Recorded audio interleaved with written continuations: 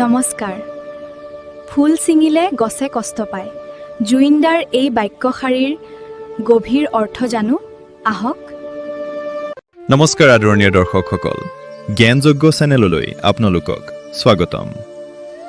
আমাৰ অসমৰ বুকুত আমাৰ প্ৰতিজনৰে হৃদয়ৰ স্পন্দন জুবিন গাৰ্গৰ এটি গভীৰ আৰু অত্যন্ত সংবেদনশীল বাক্যই আমাক প্ৰায় জোকাৰি যায়। ফুল ছিঙিলে গছে কষ্ট পায়। কিমান যে গভীৰ এই শব্দকেইটা।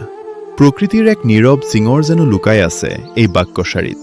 আজি জ্ঞানযজ্ঞৰ এই বিশেষ খণ্ডত আমি এই বাক্যশাৰীৰ আঁৰত থকা প্ৰকৃতি, সমাজ আৰু জীৱনৰ সেই মহান দৰ্শনক অনুভৱ কৰিবলৈ চেষ্টা কৰিম। প্ৰকৃতিৰ একাত্মবোধ, ফুলপাহা যদি গছজোপাৰ এটা কোমল হাঁহি, তেন্তে গছজোপা হৈছে তাৰ আধাৰ। এটিৰ বুকুত আঘাত লাগিলে আমটিৰ চকুৰেও অশ্ৰুৰ ধাৰ বয়। প্ৰকৃতিৰ এই সুকোমল অংশক যেতিয়া আমি অনিষ্ট কৰোঁ, তেতিয়া কেৱল ফুলপাহেই হেৰাই নাযায়, সমগ্ৰ গছজোপাৰ সত্তাই বেদনা পায়। কাৰণ দুয়োটা দেখাত বেলেগ হ'লেও প্ৰাণ কিন্তু একেটিয়েই। এই দৰ্শন কেৱল প্ৰকৃতিৰ মাজতেই সীমাবদ্ধ নহয়, ই আমাৰ মানৱ সমাজৰো এক ডাঙৰ সত্য।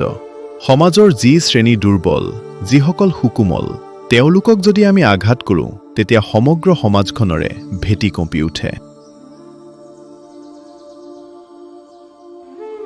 সমাজৰ শক্তিশালী অংশটোৱে যদি দুৰ্বলজনক সুৰক্ষা নিদিয়ে, তেন্তে সেই সমাজ কেতিয়াও সুস্থ হৈ থাকিব নোৱাৰে।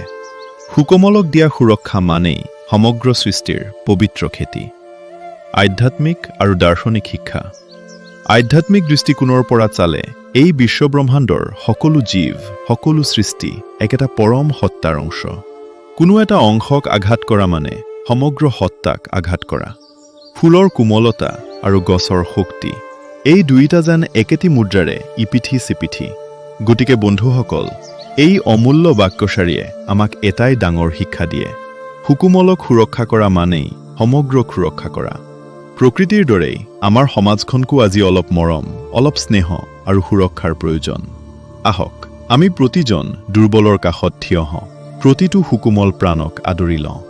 আপোনালোকৰ জুবিনদাৰ এই বাক্যশাৰীৰ ওপৰত মতামত কি কমেণ্ট কৰি নিশ্চয় জনাব। যদি ভিডিঅ'টি ভাল লাগিল, তেন্তে লাইক আৰু শ্বেয়াৰ কৰিবলৈ নাপাহৰিব।